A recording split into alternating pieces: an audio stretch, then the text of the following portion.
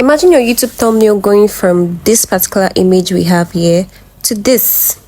I'll show you guys how I achieved that with just my phone and a particular app. Let's go.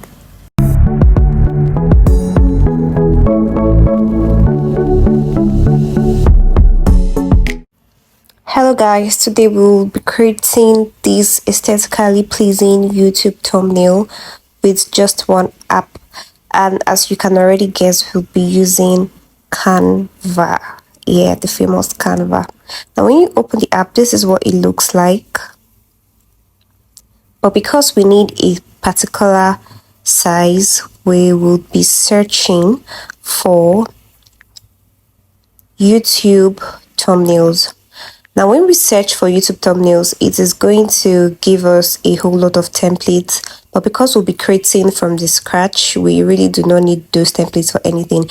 So we'll just pick the templates for the size and proceed to create from the scratch. Remember that we're making this file on our phone, right? So the screen is a little bit small.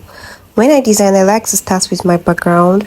So we're going to click down on elements, and when we click on elements, we'll search for aesthetic sitting room background. I mean, Canva has a lot of things to give you, so we'll just type aesthetic sitting room background. So I've previously searched for it before, that's why you can see it there, aesthetic sitting room background. And it's a lot, like I said, you get to see a whole lot of images, pictures, whatever you want to call them. So we'll just choose one, and this is the one that I chose. Now we're going to make this picture our background. To do that, the picture is already highlighted, so you just scroll down and you go to set image as, you tap on it, and then your image is set as background. Now that's the first step. We can see that we already have a background that looks very beautiful, right? So we're going to proceed to the next thing, which is to choose our picture. To do that, you click on the same elements, but from elements you can see camera just by the side of elements. We'll tap on camera and it's going to show you your pictures, images in your gallery, and we'll pick the one we'll be using. When you pick it, you add it to page, and that's it. Because we do not want the background of this picture, we will first of all fit it to the image and remove the background. To do that, click on effects just there, and when you click on effects, you see BG remover, that's background remover, and you tap on it and automatically it removes your background for you. Now we're going to fit that picture into our sample background, the background we are working with, and that's what we have so far. You can see that's already coming together, right?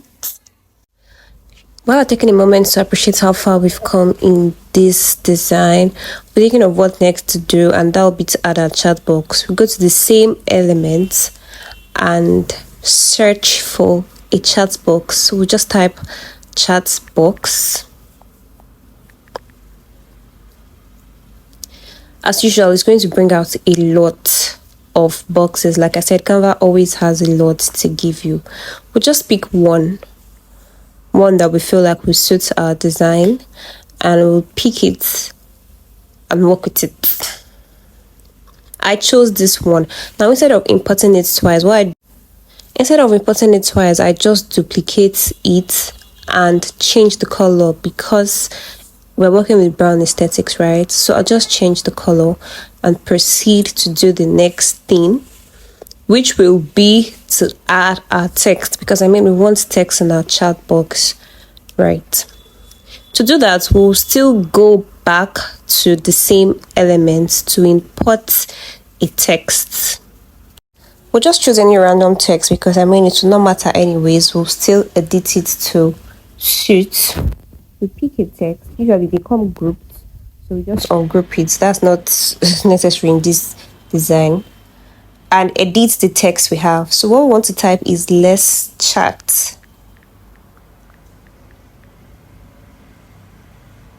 Yeah, but the chat is going to be at the other side of the image. So what I do, like I said, I'll duplicate this let's, take it to the other side and type the chat.